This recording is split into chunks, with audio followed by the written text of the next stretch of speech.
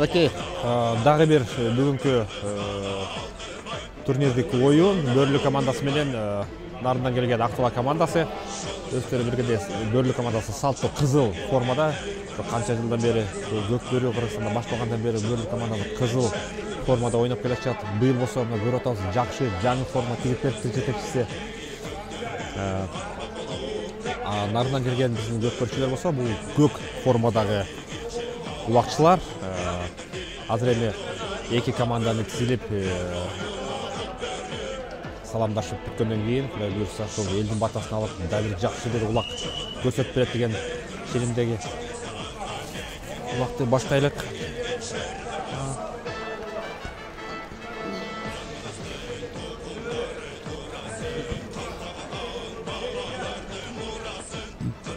Танцор кетип барпай биринчилер. Күрөк атынан. Улам.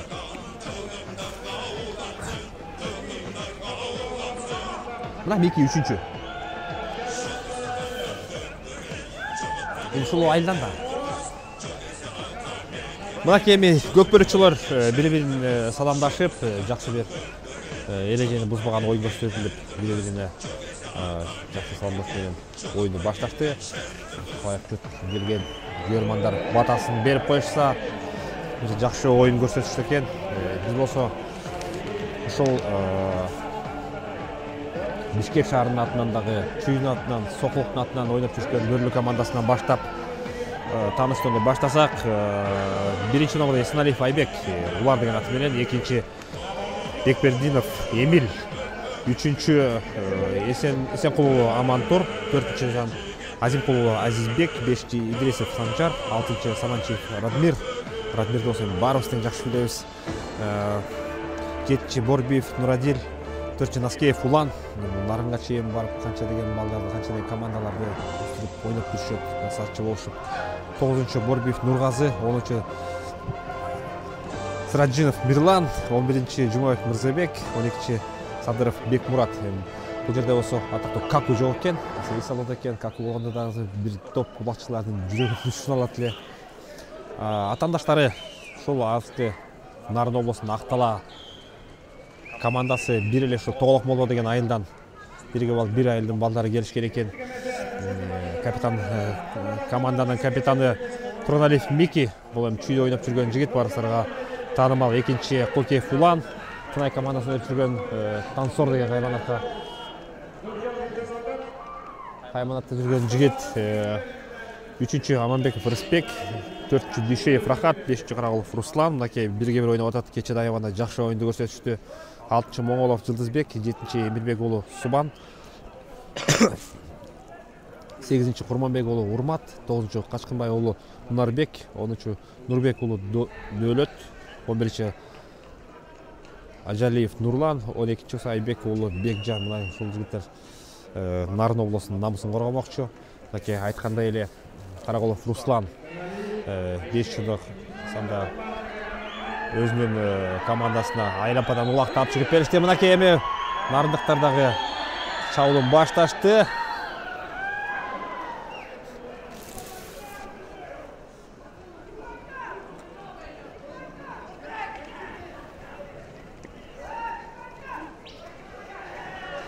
Бөрлүнүн балдарын болсо эми баарыбыз жакшы билебиз. Бул жерде ар кайсы жаш курактагы жигиттер ойнойт. Мынакей Нургазы деген жигит канча жылдан бери жаш кеп келе 16-17 жашынан баштап ойноп эле. Нургазы деген улакчы бар.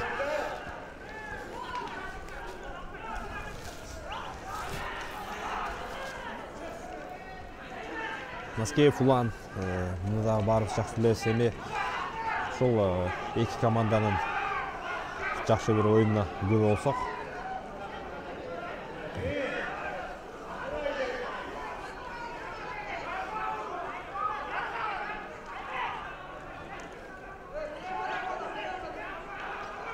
биринчи номурда Актала районунун Актала командасында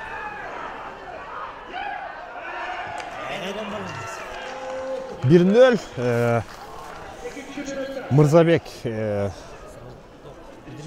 Идрисов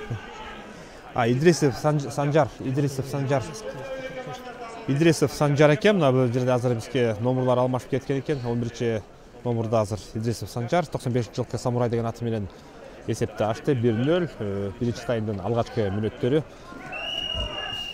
Эми Бөрлүк командасын баарыбыз жакшы билебиз. Бул жерде дагы аябай каныккан кыйын атактуу улакчылар бар. Нургазы 9 деме?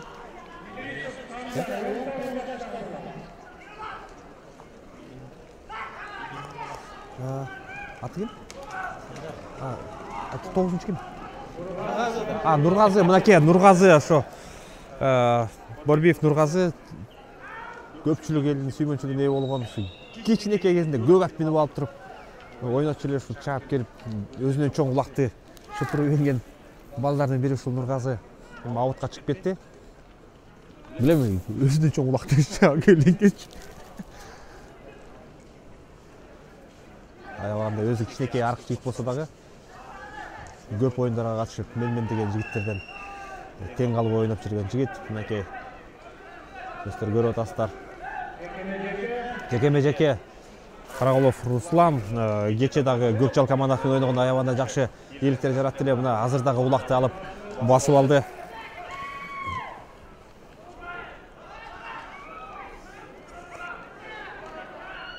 Алдындагы аты дагы Байгашка деген ат. Аябай жакшы ортого бирге бир туруп каныккан аттардан бири экен. Ушул Тоголок Молдо командасында Тоголок Молдонун айылдын балдардагы бир чүйдөн 20дай бир ат алып барышып, булар да кыш менен айылы болуп, облустарлап ойноп жүрүшүп, мынакей эми ушул күчүбүздү Бишкекке келип, биринчилердин арасында сынайлык деп келип калышкан экен. Бөрлүк командасынын оюнчусу улакты оң такымга басып алган экен. Эми мынакей көрүп атасыздар.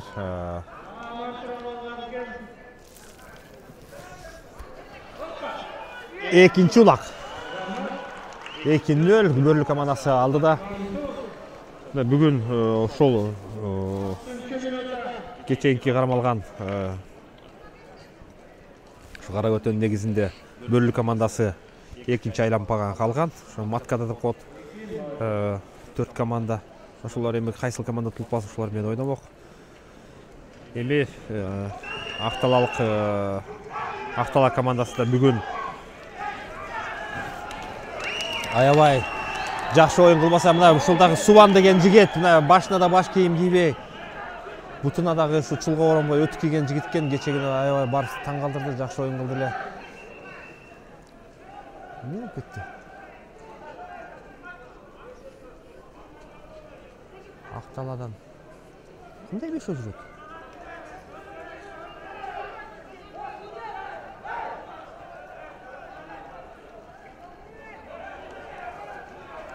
Жекшен тура эмес кылып койду азыр. 4 эле болчу.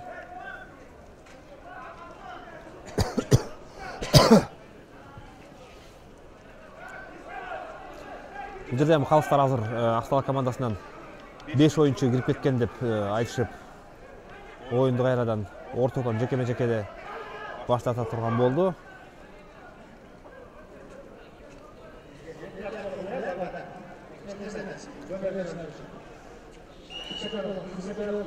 Убакыт кетти. 2 мүнөттүк жеке-жеке оюну. Мынакей Караголов Руслан, ошондой эле Наскиев Улан Бөрлүк командасына кирди. Руслан эми мына сол такымга улакты басып алды. Уланды да билебиз, кабысы күчтүү. Насакеев азыр мындан да күчтүү балдардан такымынан жулуп алып жүргөн жигит.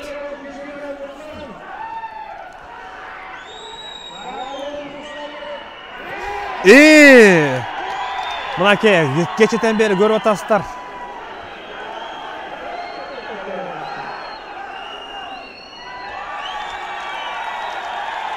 Молодец кene.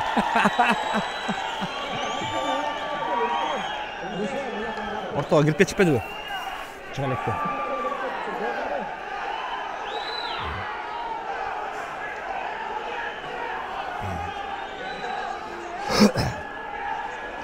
Бул жерде эми атайын жобонун негизинде ойнолуп аткандан кийин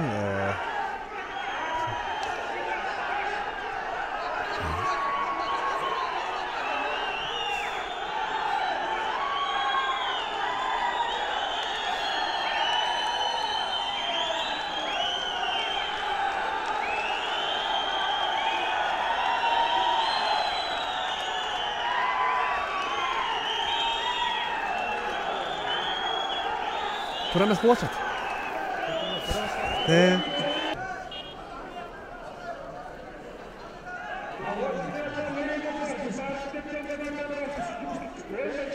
Durulak çıtat деп қойсыншы age.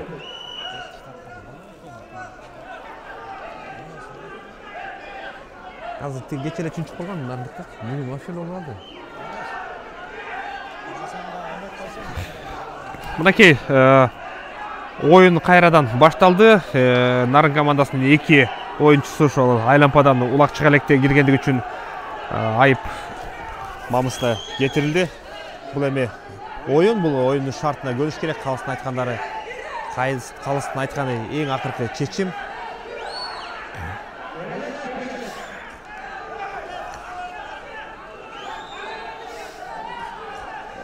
Эки улакчы мынакей эки өтөң басып алды. Эми кайсынысынын каруусу күчтүү болсо ошонусу жылып кетет.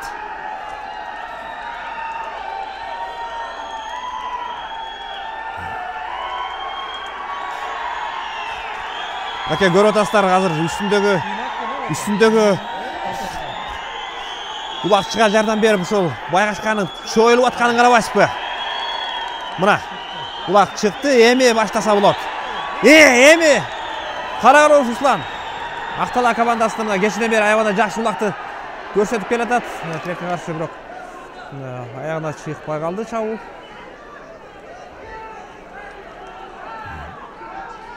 Başın kesine at ölüke ne ya?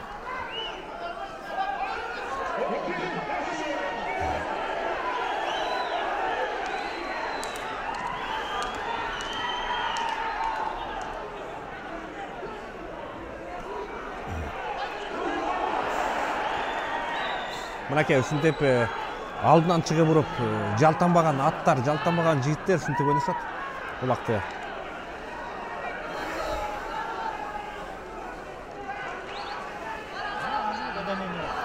Таптазы уланды.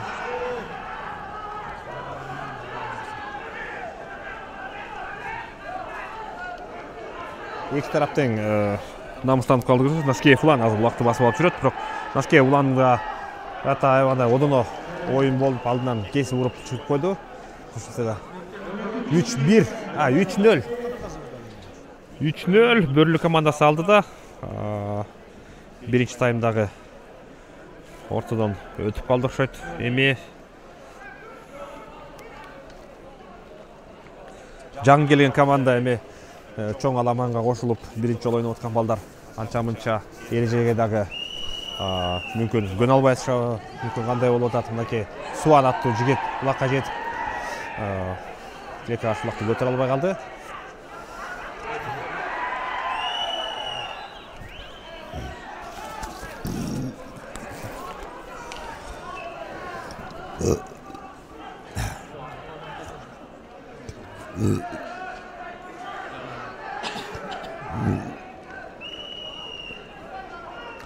Руслан Каракулов, Эсенкул Алмантур. Эки өтөң жаш жигиттер. Жогоруда көрдүңүздөр ушул Каракулов Руслан минген ат Байгашка үстүндө минген чабандесине кандай жардам берип, керилип ушул улакты алып чыкканга жардам берди.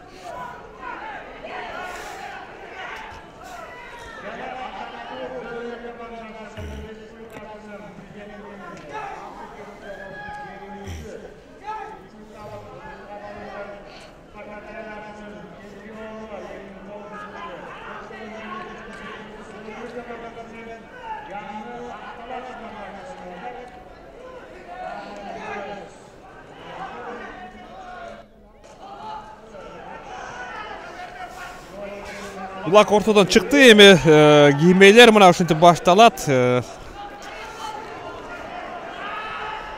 Улакты Нарын командасы, Актала командасы басып алгандай болду эле, бирок тилекке каршы азыр Бөрлү командасынын Нураддил Борбиев улакты алып алып, мынакей эми булет да коет мына.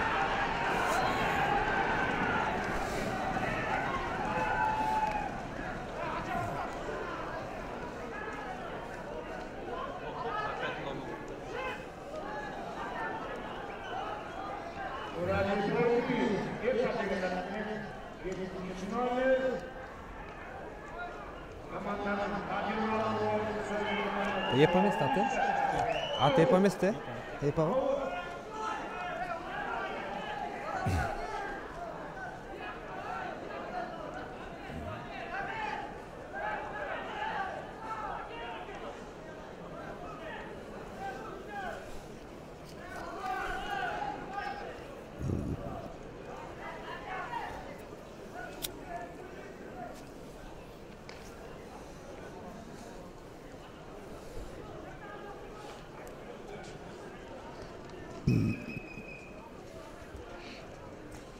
Кайрадан жеке-жеке ойыны башталды. Бұл жерде эми Наскеев Улан, ошо Бөрлүк командасынын 8 номеру.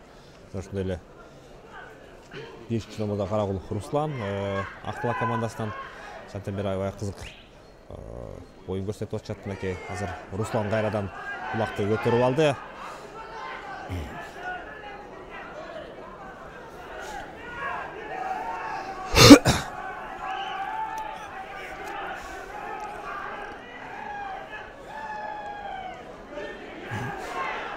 Улак ойында.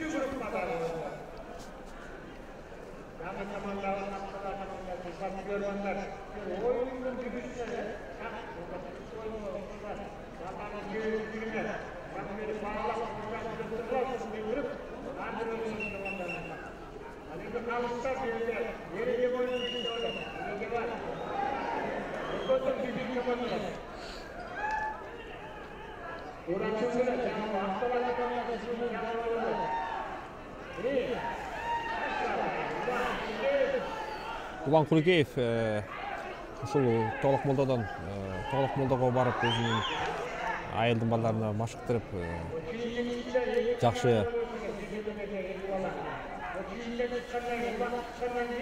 жакшы иштери болуп жаткан жигиттердин бири мынакей.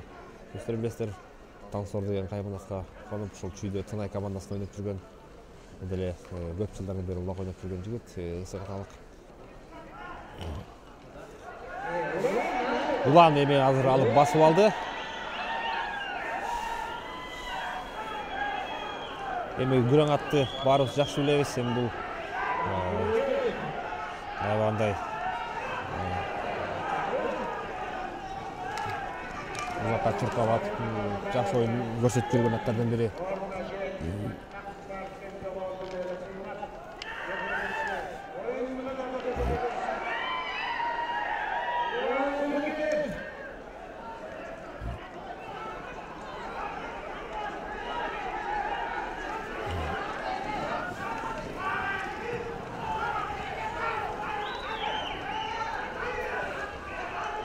Өзүлөр көрүп аткандай аябагында жакшы оюн боло баштады. Кечеги эми Көкчал командасына 4-5ке утулуп калган Актала командасы бүгүн эми мына Бөрлүк командасы менен беттешип, эсеп азырынча 3-0 Бөрлүк командасынын пайдасына улакты басып алган ошол команданын насаатчысы Актала командасын алып чыгып жүргөн Улан Куликеев.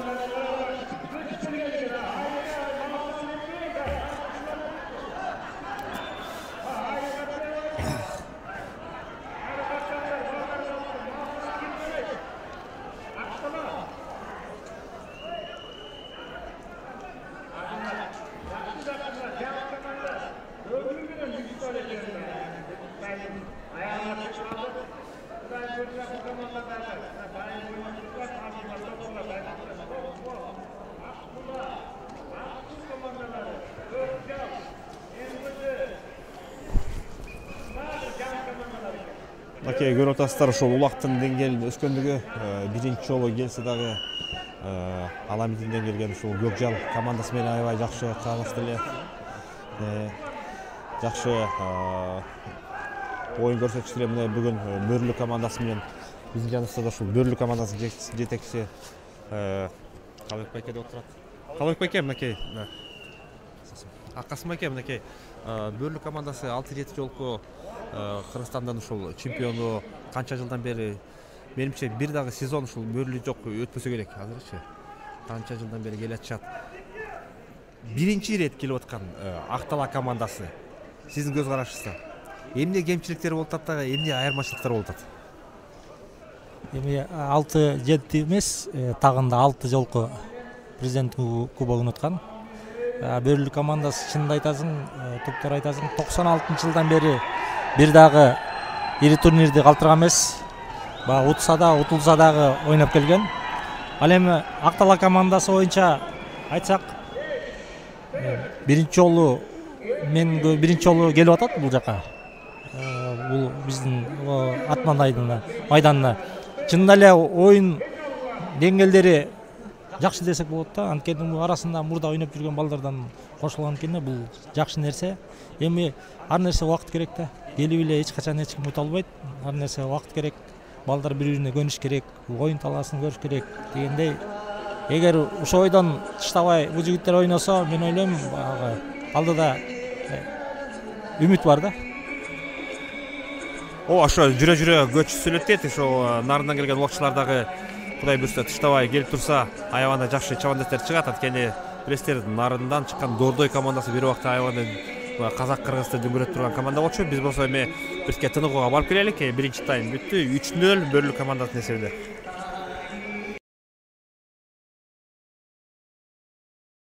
Экинчи тандоо турунун 3-чү оюну Бөрлү менен Актала командасынын 3-чү бөлүгүнө мынакей чогуу күбө болгон турабыз. Касым байке, мынакей эми Бөрлүнүн командасы ушул биринчиликке даярданып атканда бир үй бүлөлүк тапшырма кылып бир нерсеге даярданат да. Ошолор жөнүндө бизге айта кетсеңиз. Эми Бөрлү баягы өзүнүн стили бар, билесиңер да, бул ошону эле карманабыз. Оюн ошол эле да, биздики ошол. Жаңы эч нерсе жок. Мурдагы стилибиз кандай ойноп жүрсөк, ошол эле стилмен. Аны ушул мынакей Бөрлүгө каршы Актала командасы эмне кылыш керек эле? Кандай тактиканы тандашы керек эле? Эми бу жерден мен жана айтпадым, эми Актала жаңы келип, жаңы ойноп атат. Эми азыр булар, мен ойлойм, баягы эми алганга тажрыйба алыш керек да. Тажрыйба колдон келсе көп келип ойнош керек, тажрыйба алыш керек. Анан эми азыр мисал алса, жана тактиканы түйүн кармаш үчүн ан үчүн ат даяр болуш керек, балдар даяр болуш керек. Андай эле ушул Көкбөрдө баягы бир даярданган бир оюнга келгенде бул таптакыр башка нерсе болуп калыш керек, болуп калышы мүмкүн турбайбы? Жеке Карагулов Руслан, Садыров Бекмурат азыр Тада деген аты менен чыккан экен. Руслан кайра эле мына кечтен бери байкап атасыздар. Ушул баланын нарын командасын алдыга сүрөгөнгө аябаганда эмгеги зор болуп турат. Мүмкүн келечекте бул бала тандалып, эгер нарындан команда дагы келбей калса, мүмкүн ушу чүйдө ойноп жүргөн чоң командалардын бирине келип ойноп калганга дагы мүмкүнчүлүктөр бар экен. Бул жерде ар бир команданын жетекчилери, капитандары, машыктоочулары карап, бала тандап, ат тандап атышат. Келечекте ушул балдардын арасынан ушу менимче Турцияда өтө турган Азиянын биринчилигине ушул 12 команданын ичинен балдар танданып алып, анан Кыргызстандын намысын коргоонго барышат. Буюрса алдыда дагы көптөгөн жакшы оюндар бар. Бүгүн эми экинчи тандоо туру дагы 4 оюн, мынакей дагы бир оюн бизди кызыктуу оюн күтүп турат. Эсеп болсо 3-0.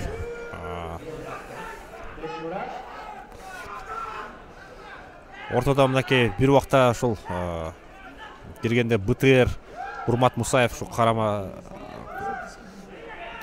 Кабылан командасында ойноп аябагында жакшы оюндарды көрсөтүп жүрөм. Мынакей азыр эми ошол Урмат Мусаевдин БТРдин такымын жолун жолдоп аябагында жакшы аттар, жакшы жигиттер чыга башташты.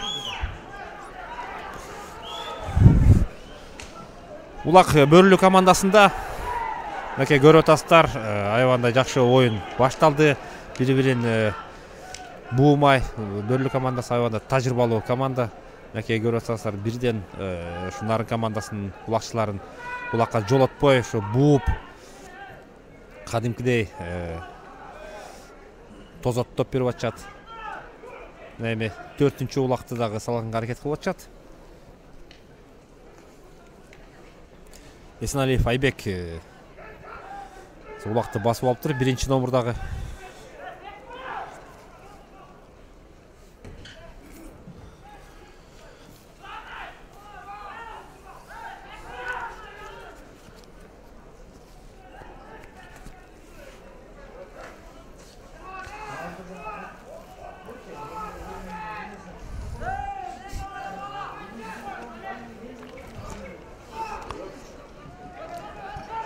Бөрүлүү командасында азыр эми улакчылар улакты бирине-бири өткөзүп берип, өнөктөштөрү менен бул улакты дагы кечке чейин басып кармап жүрүш дагы кыйын. Улан Асекеев мынакей 8-чи номурдагы акчал менен чабуулун баштады.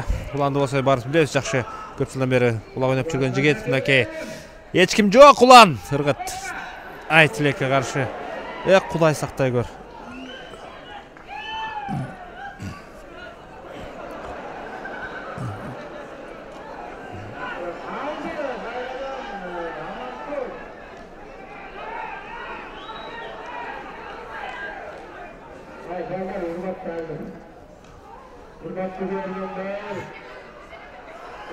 Dördüncü ulak, mınaki 4-0 Börülүү командасы daha bir ulakты çıtap geçti. Bekberdiyev Emil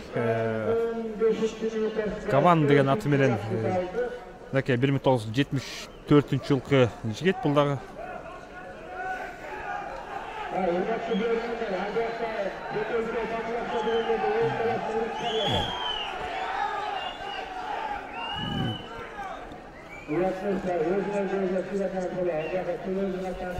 Hasan Baykel'in bağlanan golünü Hasan Baykel'in çıksayla oyun kurulunu geçirdiği dostluk bilen ayağınızı söyledi.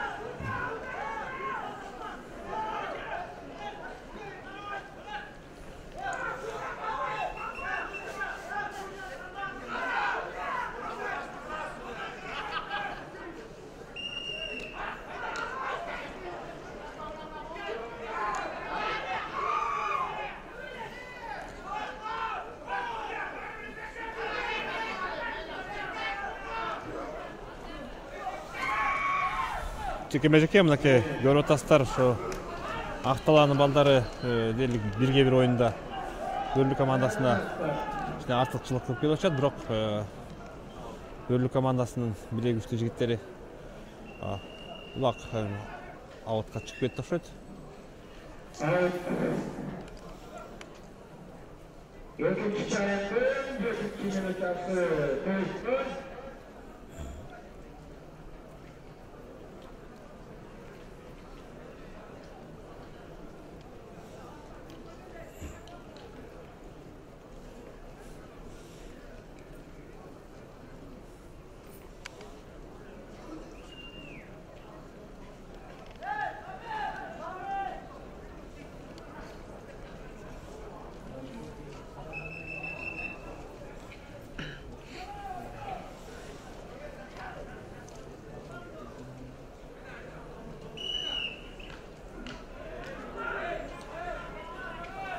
Карагуров Руслан Нарындан кайрадан бирге бир оюнuna чыкты. Аны бери Садыров Бекмурат Тада деген аты менен Бөрүлүү командасынан.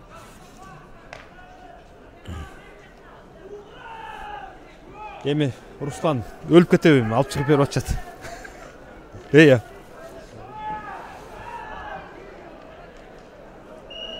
Кудай сактай бер.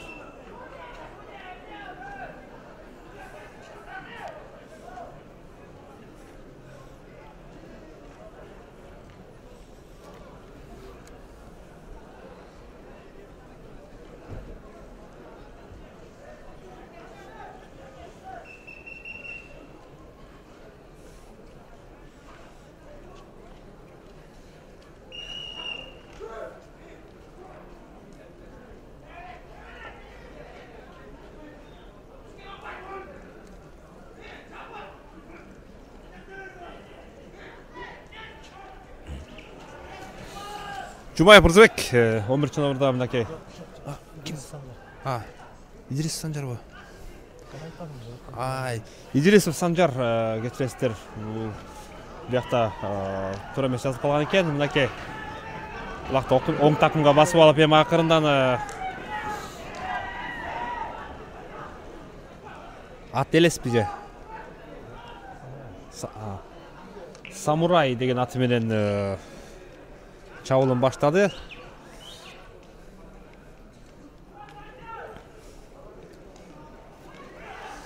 Бешинчи улакты Бөрүлүү командасы өзүнүн капчыгына алып келишти. Эсеп 5-0. Экинчи бөлүктүн 11 минутасы аяктап калды. Санжар Идрисов.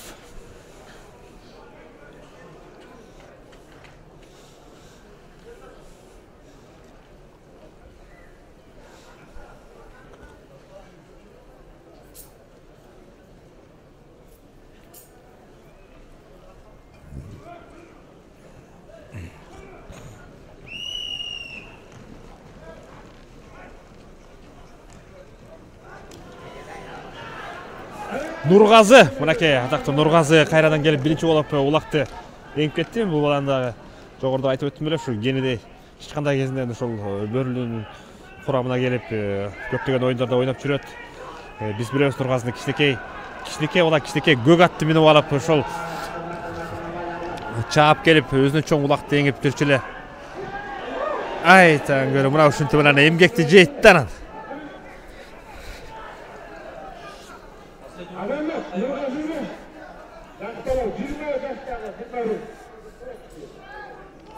Börülü komandasında da 95-95, 96 yıl puanlarında.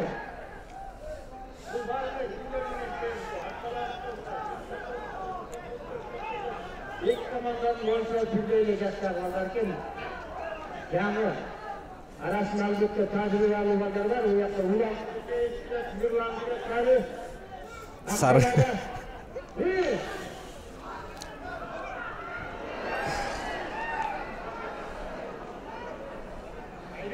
Haydi. Hoppa. Ulanmayın. Haydi. Bütün dünyada koşkundur oyunlarında Kırgızistan Kroma komandasının 7. komandası kapitanı Ayıpbek Kesemeli. Ular denen atmıyor. Ular деп жазбайт.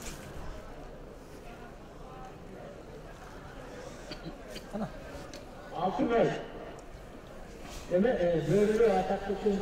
Эсеналиев Айбек, Бөрүлүү командасынын капитан командасы мынакей ушинтип 5-чи улакты өзүнүн командасына алып келди.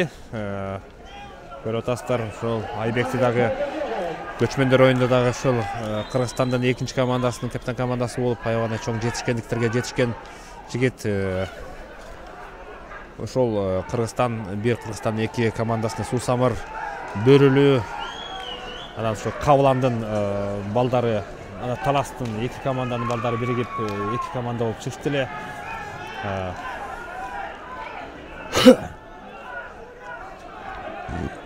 Актала командасында азыр улак басылып жүрөт. Эми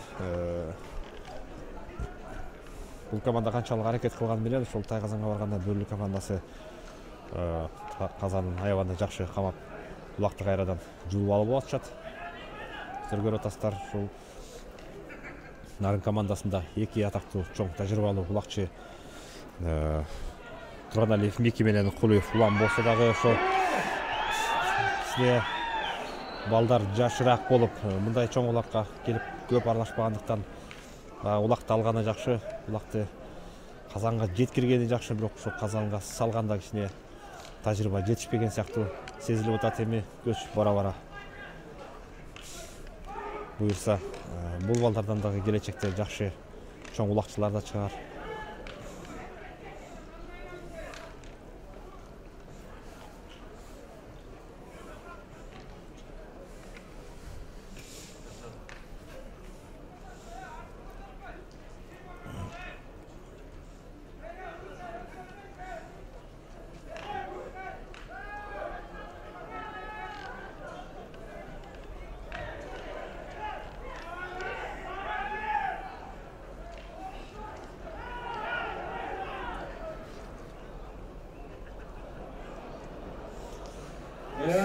Улактосы Улан Исакеев алдыдагы азыр каршылаштардын казанын үстү чабуулга жөнөдү.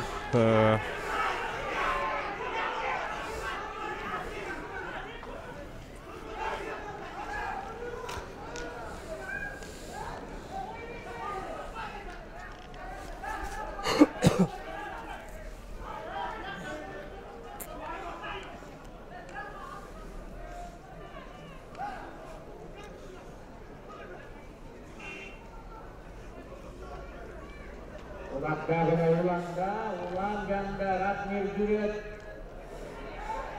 Mika. Улак азыр эми тилек каршы жерге түшүп калды. Мына ушу жерден эми бир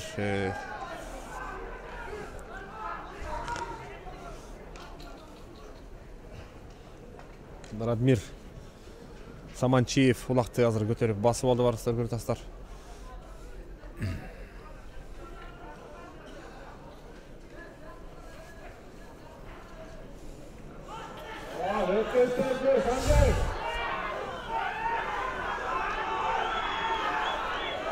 Идрисов Санжар Самурай деген аты менен азыр басып алып туруп, мен Санжар оң такымга басып алган экен, эми бул аттагы күлүк ат эми жетпей калды го.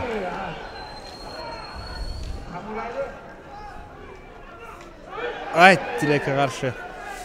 Мынакей 3-чү улак. 3-чү улак.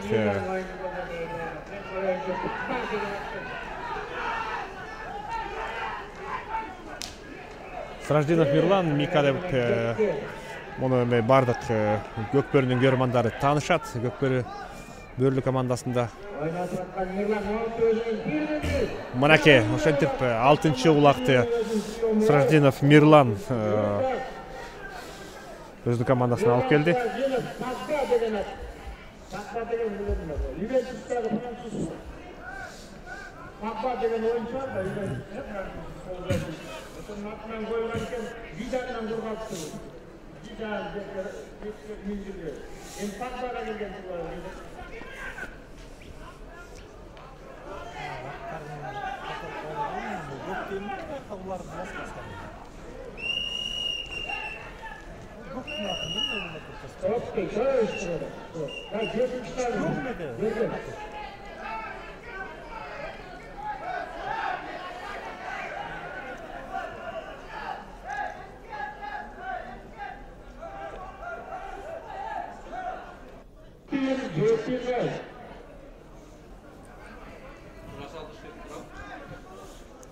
Уже айтып атып чарчады, могу жерге алып келип чытагыла деп атыпчы.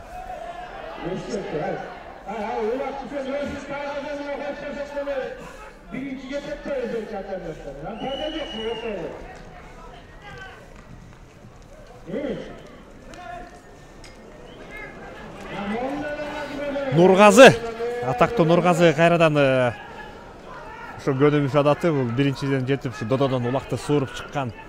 Кичинекей кезинен баштап суурчу эле эми 20 жаш, 21 жашка чыгып баралына толуп келаткан кези. Кой бер эми Нургазы.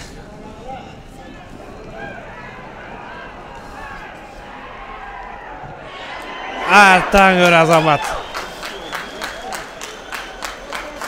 Нургазы Борбиев 94-жылкы ошо Бөрлүдө кичинекей кезде бир ойноп жүргөн жигит. Мынакей ушинтип 8-чи улакты өзүнүн командасына алып келди. Мына ушундай жигиттер, тандалма жигиттер, анан Кудай буйрса Кыргызстан намысын ушу Азиянын биринчилигинде дагы ушундай бир оюндарды көрсөтүп келсе, бул бир жакшы намысты алып берген жигиттер болот эле.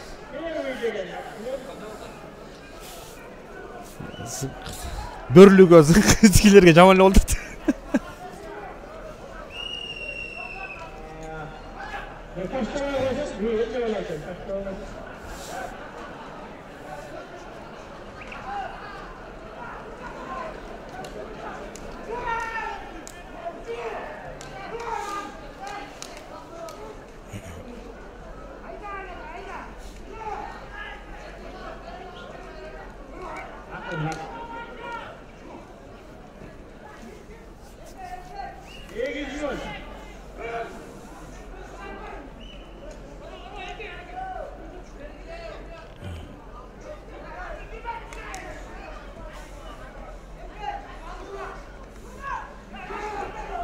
Улак азырча дододон жерден көтөрүлө элек. Калысы азыр 1 мүнөттүн ичинде көтөрүлбөсө кайрадан жекеме-жеке 1-1 оюнуна алып барышы керек. Мынакей улак көтөрүлдү окшойт. Жок, кайрадан.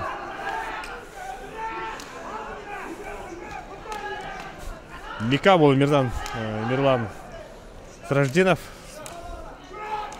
Улакты көтөрүп басып алды эми.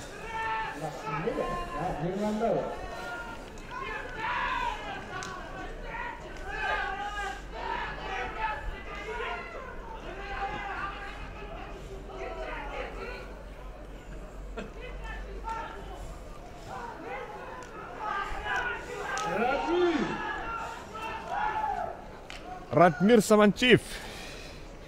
Алынчы домурда ушул. Ошентип экинчи бөлүмдөгү аягына чыгып калды. Эсеп болсо 8-0. Бөрлөө командасы алды да, биз болсо бир нече убакыттан кийин кайрадан сиздер менен жолукмакчыбыз.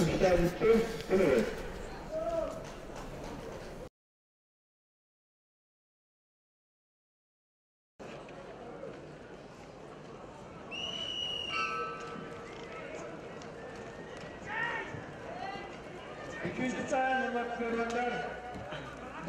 İkinci gruppada, üçüncü toptagı oyun. Ошентип Актала командасы менен Бөрлүү командасынын чечүүчү 3-чү таймы башталды. Мынакей көрүп атасыздар, азыр Актала командасы улакты басып алып чабуулга чыгуунун аракеттерин кылып атышат. Эмилебек уулу Субан 1990-жылы төрөлгөн. Эсеп болсо 8-0. Улан Асекеев азыр улакты жылып алып басып алыптыр. Мынакей азыр эми өзүнүн өнөктөштөрү менен чабуулга чыкты. Асекеев Улан.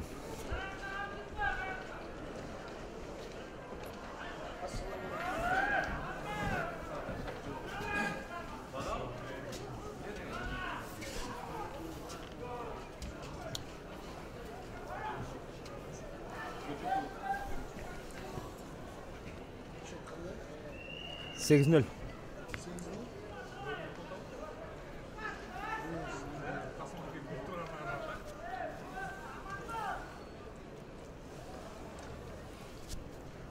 Bundan keyin yaxshi o'ynasa, o'tib bo'ldi Qavlan komandasi bilan qarimizni kuyish kerak.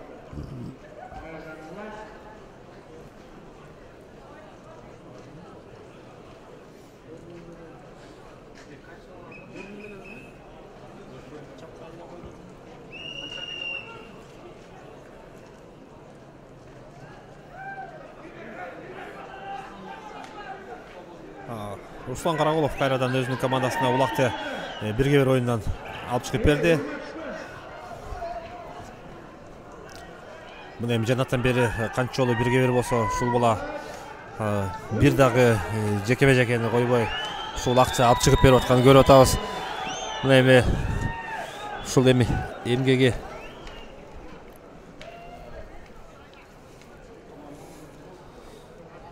бирок эми тажрыйбалуу Бөрлүүнүн балдары кайрадан аутко сүйрөп чыгып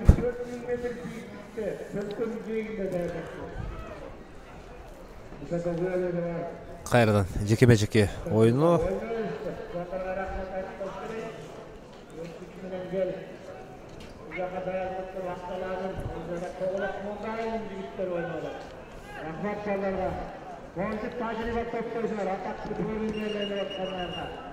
Lan yetkince küfetiye olarak seveler. Yetkinden oyunlar elbette uzaktan.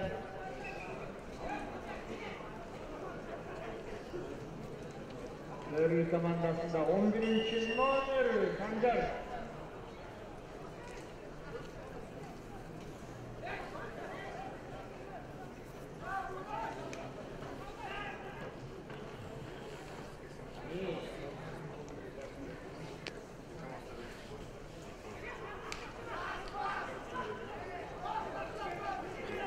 Nuray'ın hacı Zanatoy'un geçti bu yakadağı vurmaz.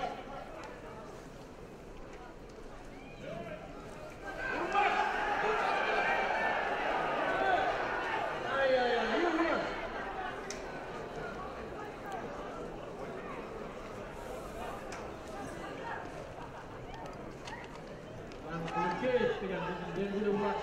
karşısındaki Tüy Tokumak komandasına görüşürden oynup Deyin Moskva kalay ayaktan ülak üretim ötkümdek kanan narın ötkümdek.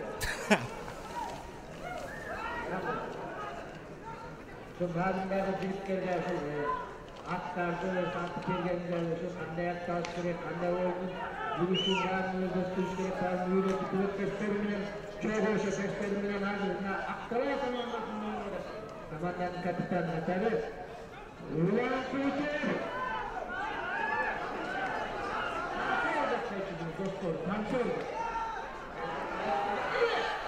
Ey, Tanrım. Bulaka көріп атасыздар, Улан Куликеев қаншалық әрекет қылса дағы, сол бөрінінің балдары өзінің қазанына жолатпай Булақты алып кетішті дағы 9-0. Ёлки-палки.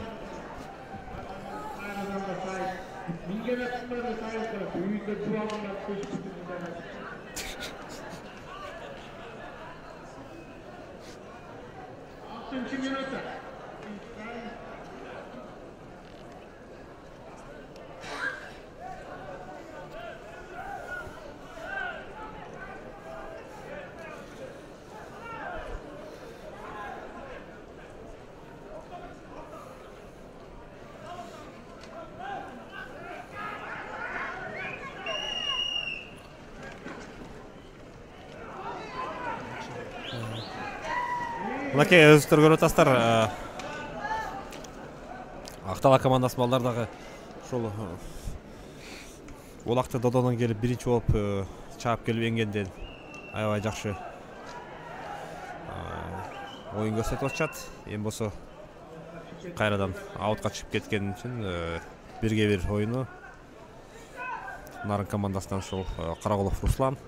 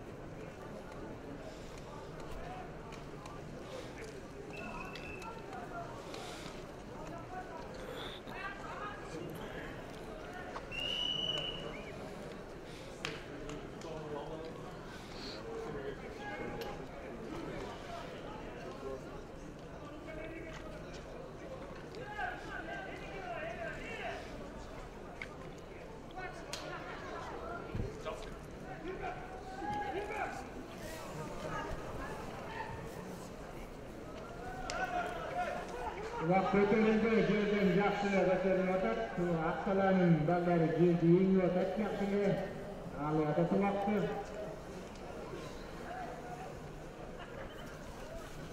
O'g'izlar. Lekin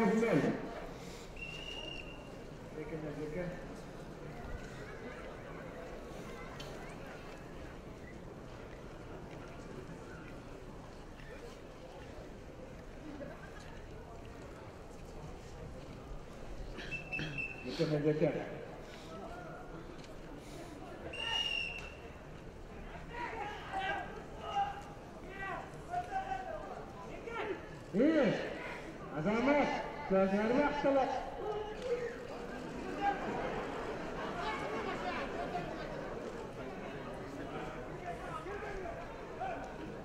Alketli, amansız.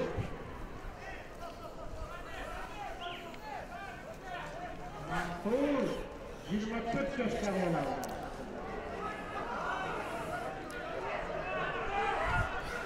Есенқұлы Амантур Бомер деген атыменен азыр ортадан алып шықты эле. Тилекке каршы кайрадан аутка чыгып кетишти. Мен бул жерде эки команда бирдей деңгээлде болгондуктан ушул бир гана Ақтала командасы Казанга барганда улакты тыштап кеткен.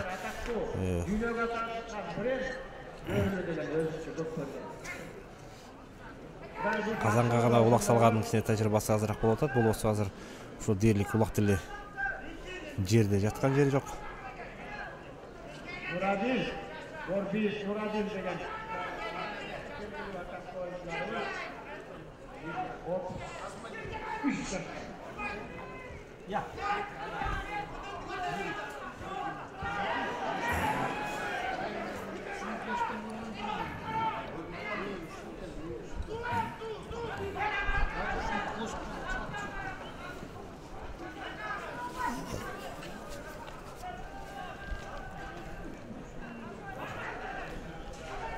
Бөрлүк командасы кайрадан ушул бирге бир оюнда Борбиев Нурадил апа деген аты менен алып чыкты дагы азыр өктөштөрүнө өткөзүп берди. Жумаев Мурзабек азыр эми өзүнүн командасы менен чабуулду баштады. Бул эми 3-чү таймдагы аягына келип калды окшойт. Актала командасына дагы ийеттерди каалап кетмекчибиз. Кабай мынакей өнөктөштөрүнөн жардамы болбосо бул улакты дагы тышташ балдардын кароосу да кетип калды. Чарчашты мынакей 60 1 сааттан ашык ошол оюн талаасында оюн көрсөтүп жатышат жаш балдар баарысы тегиз.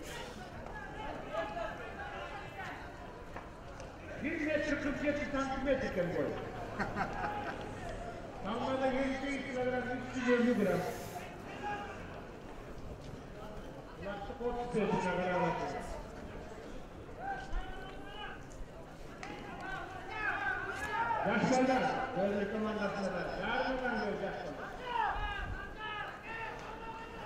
İyi. Yardım ediyor.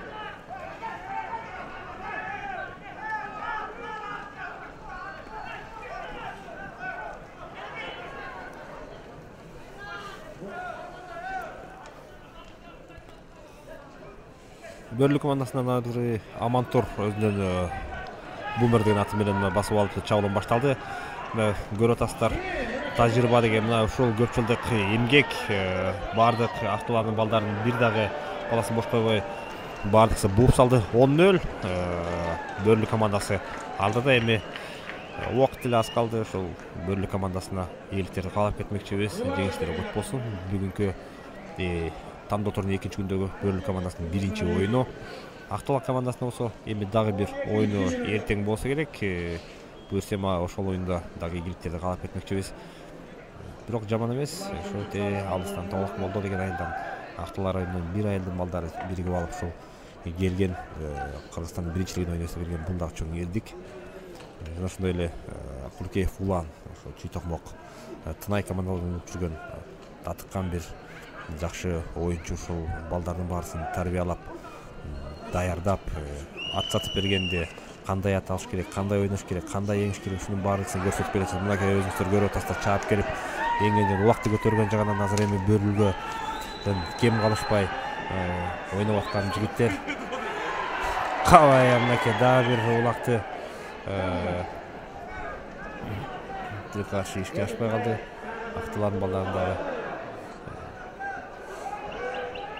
аракети аябай жакшы. Улан Аскеев азыр өзүнүн командасы менен кайра 11-чи улакты салганга аттанып кетип баратат. Бирок жанатан бери ойноп атып ким кандай экенин билип калган Актыланын балдардагы кайсы оюнчуну кармаш керек. Башта бирок эми Аскеев Улан деген. Бул Аскеев Улан качанкы Улан дагы ошентип 11-чи улагын салып салды.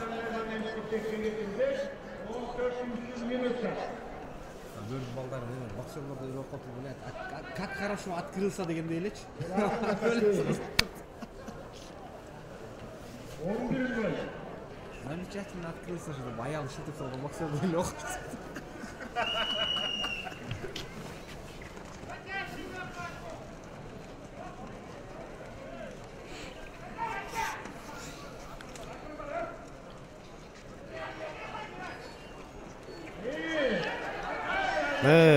Эсенкулов Амантур кайрадан ушул топ жарап улакты жерден көтөрүп өзү кайра чабуулун баштады. Бумер алдындагысы көрө атасыздар мына 3 таймдан бери чуркап жүрөт бул Көгат.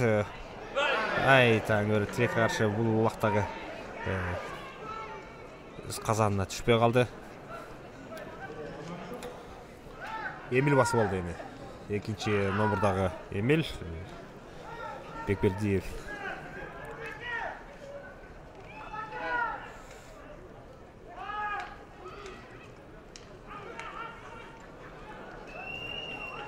On üç 0.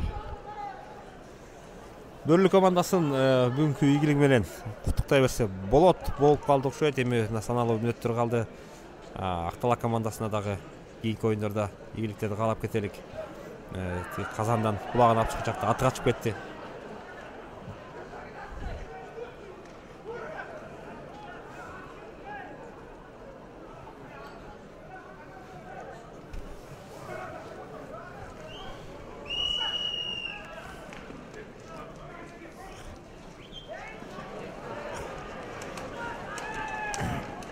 Идрисов Санжар, Самурай деген аты менен.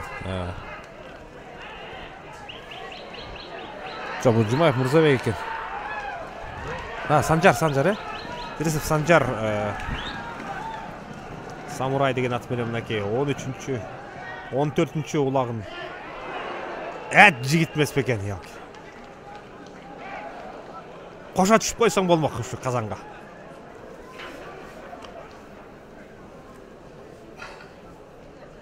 Кыргыздар казактарды сутуп атса, кандай сон болот эле. 14-0 кылып.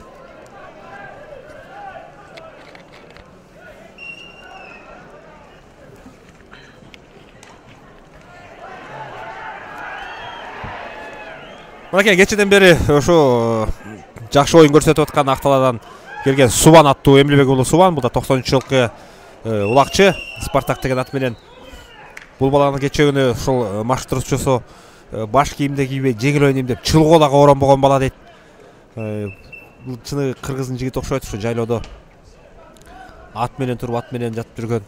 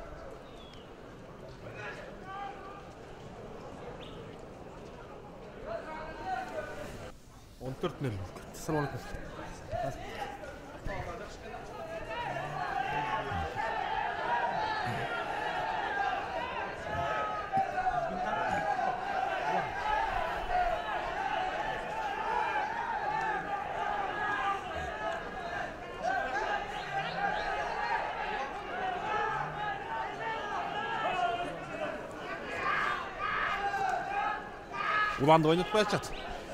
Аны бул эле.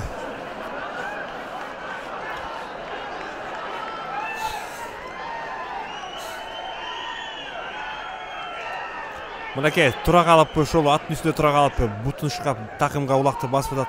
Нарынан келген жигит буда мыкты экен. Көрүп атасыздар, аябында жакшы тамаша оюн куруп берип атышат бул эки команда. Бөрлү болсо эми атага чыккан Бөрлү 6 жолку президенттик кубогун утуп алган. Канча жылдар, 96-жылдан бери ушул бир дагы турнирде калтырбай келе жаткан команда. Ушулар менен тең тайлаш ойноп аткан ушул Акталанын балдарына дагы терең ыраазычылыктарды билдириш керек. Булай буюрса баарын салса эми мынакей 15-0.